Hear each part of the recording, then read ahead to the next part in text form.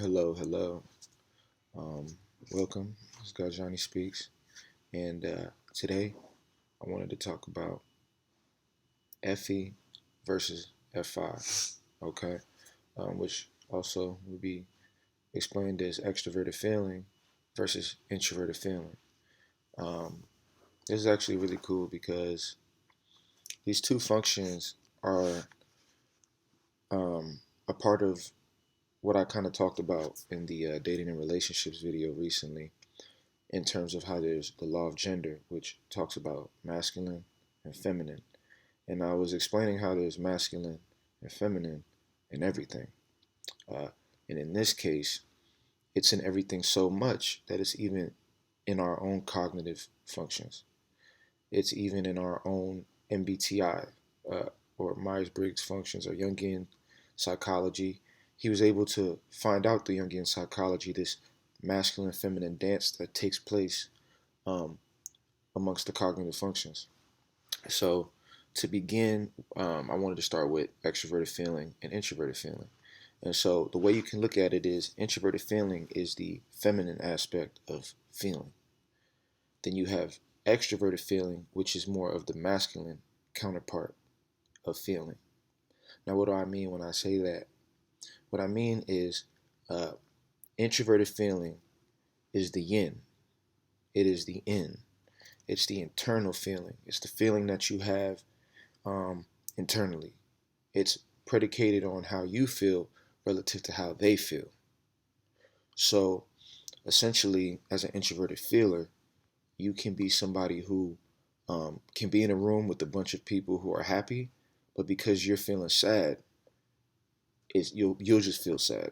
It's really hard to shake your feeling as an introverted feeler, regardless of the external environment. It's a much more internal process. Now, when we talk about extroverted feeling, let's say an extroverted feeler is feeling bad.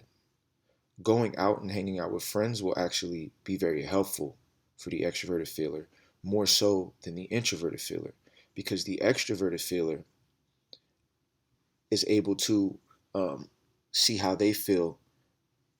It's more so predicated on the external world. So, an easy way to break this down, or one of the ways you could break this down, is FI to me represents empathy. Introverted feeling represents empathy. Extroverted feeling represents sympathy. And let me explain. So, what is empathy versus sympathy? Empathy is you actually experiencing what someone else is experiencing internally for yourself. So, an example is if you're walking down the street and you see somebody, you know, uh, if you see it, so, somebody break their leg, kind of an extreme example, but let's say somebody breaks their leg.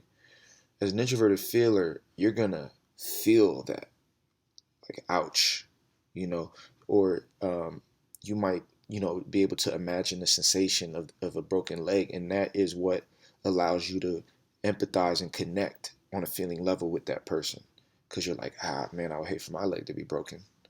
Let me see how I can help, right?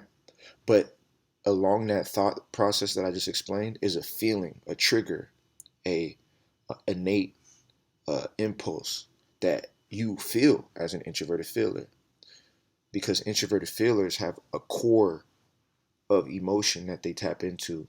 It's almost like a universal core that they tap into within themselves. And as a result, they're not as much so pinging or like trying to see what's going on externally to know how to feel. It's very much so an internal way of how they feel, and they just feel how they feel. They don't need to check with anybody to see if what they're feeling is real or whatever, or if what they're feeling is valid or any of those things. Now, in contrast, when we talk about extroverted feeling, it's more so an external, meaning going outward when it comes to understanding feeling. And when we talk about sympathy, let's say that same person walks by and there's an extroverted feeler with sympathy. They'll look and see, oh man, his leg is broken. What can I do to help them?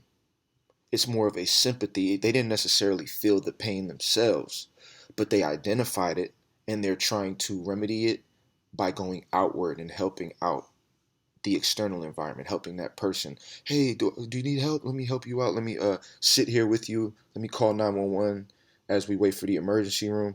Now, in contrast, for an introverted feeler, they can still do that, but it's a much more intense experience for them in the sense that they'll be they'll be going through it with the person who just broke their leg. If the person's yelling and screaming and they're in pain, the introverted feeler is going to get a large rush of internal emotion because it's a lot of emotion to take in. The extroverted feeler will be much more focused on the person because it's more sympathetic. So they're not feeling it themselves like how the introverted feeler would. So the introverted feeler might, try to make them feel better or something, but the extroverted feeler is going to actually be taking more action, doing things to remedy the situation. And a big part of that is because they're not feeling what that person's feeling right there. So it gives them more space to focus on that person. You see? So if someone breaks their leg and I don't feel nothing about myself, I'm just trying to help them fix their leg, I now have the headspace to give that person all the attention they need to help them fix the situation. The introverted feeler, though, will still be able to help, but it's going to be a little bit harder because while they're helping you manage your feelings, they also have to manage their feelings simultaneously. You see? And so that's where we see the difference between empathy and sympathy. Another example is sympathy is like, something where you say like, "Oh, I feel so sorry for you. What do you need help with? Like, what happened? Oh, I feel so bad for you. What do you need? What do you need? How can I help you? What should I do? Maybe I can take you here." That's all extroverted feeling. Introverted feeling is, man, you feel sad. How come? Why? Yeah, you know what? If that happened to me, I'd feel sad too. Wow. Oh man, that really sucks because I would really be mad too if that happened to me. Like, man. So you see the difference? One is relating to you by um, checking in with themselves. That is the internal way of gauging feeling. That's introverted feeling. The other is pinning off of you to see what you need to help because it is more so focused on the external. And it's more so saying, I don't necessarily feel what you feel, but what do you want me to do to help you feel better? It's much more action oriented, you know, and you need both because you need people who are empathetic because you need people who can resonate with you and understand where you're coming from on a core level. That's where you get that core, deep connection, understanding. Um, oneness with people that comes from that introverted feeling because you're connecting on a very deep level. It doesn't require you to do anything or to really necessarily sympathize or anything like that. It just requires you to be with the person and feel with them in present time. But extroverted feeling is needed just as much because if everyone's sitting here resonating with each other, who's going to have the mental headspace to actually do the surgery, to actually take the time to um, fix the broken leg, to not get too squeamish, during the process? And don't get me wrong, that's where you have a lot of the thinking dominant types to take care of that. But nonetheless, as an extroverted feeler, honestly, you're much more, in my opinion, able to cope with these intense experiences and be able to take action in those experiences because you at least have the headspace to focus on that person. And as you help that person, you're able to feel better, you know. Whereas the introverted feeler, they'll still help the person to feel better, but the introverted feeler is going to feel how they feel. That's kind of what it is. An introverted feeler can be in a room full of happy people and feel miserable. Um, and an extroverted feeler can be having everything in their external world be perfect, but when they get alone by themselves, they can feel empty because a lot of their sensation and happiness comes from the external world. So when a lot of extroverted feelers spend time sitting by themselves, and this isn't for everybody either way, these things are very, you know, malleable. Like it's not just a box cutter fit, but just so you get a context and difference. An extroverted feeler can feel amazing in front of the world and be the best performer and everyone loves you, and then sit back by themselves at home and be like, I feel empty. Because a lot of times, if they haven't balanced themselves, The extroverted feeler doesn't really have an internal feeling world. They don't really know how they feel. And vice versa. If the introverted feeler hasn't developed themselves, they can't really be of assistance to anybody because they're too busy caught up in all of their emotions. So this is the play that's going on.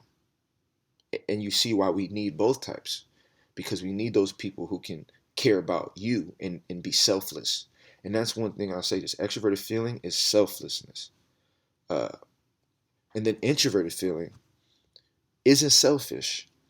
It's more so, and remember, selfish is shellfish.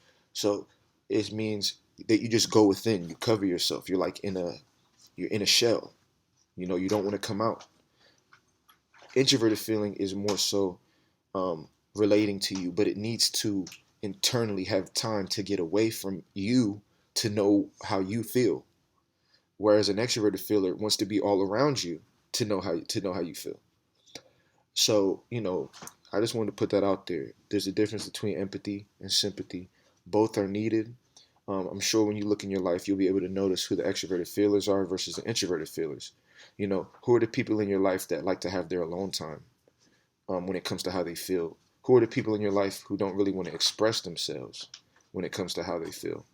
You know, Introverted feelers aren't very expressive uh, when it comes to their internal feelings, unless they're in a really good conversation. But they do have a hidden core. So introverted feeler is somebody who you would think is like, oh, I know everything about them, but then they have this internal core of emotion that like they don't really show you. And then an extroverted feeler is very much more free in expressing their feelings and much more free in expressing their emotions and how they feel, you know. But internally, it's not as like this super in-depth emotion like a introverted feeler. So introverted feelers are very deep, but they come off light.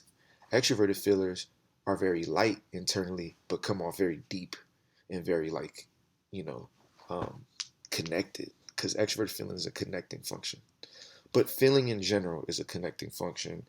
But this is just a nice way for you to see um, the difference and to see the contrast so that you yourself can develop either side, you know? And so the last thing I'll say is if you're an extroverted feeler dominant, begin to practice a little bit with that introverted feeling. Begin to check in with yourself. A good practice for extroverted feelers is to say, how do I feel? Begin to practice asking questions to yourself. A lot of extroverted feelers that I know never, some of them have never taken the time to literally check in with themselves. And what they don't know is there's people out there like introverted feelers who are doing that all day, every day. How do I feel? Why do I feel like that? What's going on?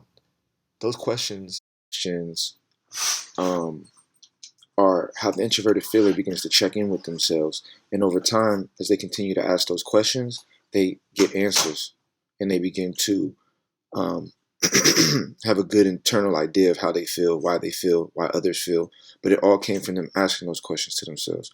So if you're an extroverted feeler, begin to practice introverted feeling.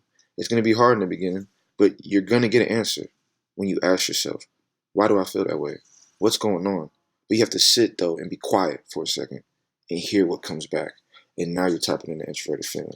And then for the introverted feelers out there, if you want to tap into extroverted feeling, what you have to do is you have to become selfless. You have to become invisible. And then you have to put your attention on the outside. What's going on out here? How do they feel? You know, how you have to be sensitive to the outside world. A great way that it was put to me by an extroverted feeler that I know, who's a dominant extroverted feeler, it was something that I call FAS, FAS, which is focus, attention or awareness, focus, awareness, and sensitivity. So you're focusing externally as an introverted feeler. Put your focus on the outside, put your attention on the outside, and be sensitive to what's around you. And he even told me, even that dust right there on the ground that we walked past. I'm talking about being so sensitive you can even notice the dust, the little things in the room that don't look right, the little things that most people would miss as an introverted feeler because you're so focused checking in on yourself. Begin to flip that and look externally. And now you're beginning to tap into the extroverted feelers world. You see? And so with that being said, I hope you learned a lot from the video. I'm going to be doing a lot of these comparison videos coming up. SC versus SI, T versus TI, all that good stuff. And aside from that, if you have any other questions, any other topics you want me to talk about, let me know. And aside from that, man, hope you learned a lot. And don't forget, let the light within you shine bright, man. We'll talk soon.